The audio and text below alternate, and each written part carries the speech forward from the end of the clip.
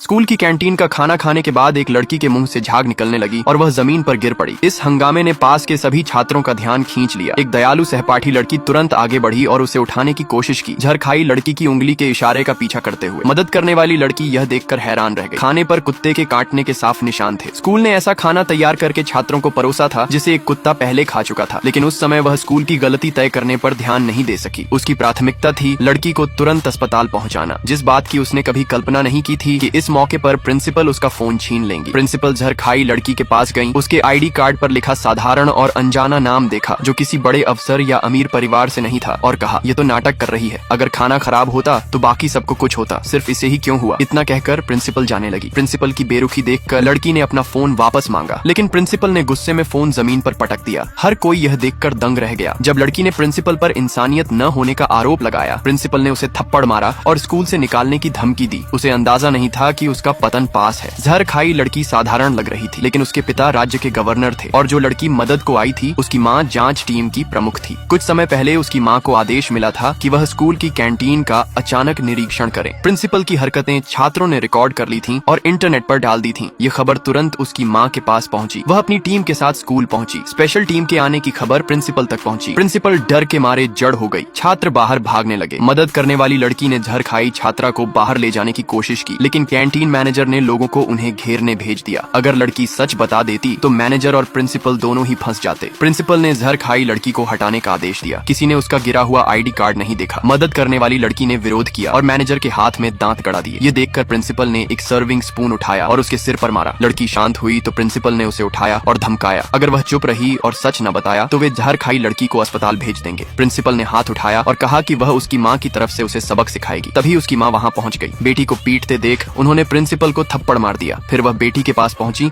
और पूछा कि वह ठीक है या नहीं। जब उन्होंने देखा कि बेटी होश में है तो पूछा कि क्या हुआ था। प्रिंसिपल की धमकी याद कर लड़की ने कहा कि एक छात्रा कमजोरी से बेहोश हुई थी, लेकिन माँ ने जमीन पर गिरे खाने को देखा और शक हुआ। उन्होंने कहा कि वह भूखी हैं और खाना उठाकर खाने लगी। प्रिंसिपल पास खड़ी थी लेकिन कुछ नहीं बोली। यह देखकर बेटी खुद को रोक नहीं पाई और सच बताने वाली थी। तभी दरवाजे से झरखाई लड़की के पिता, जो राज्य के गवर्नर थे, अंदर आ गए।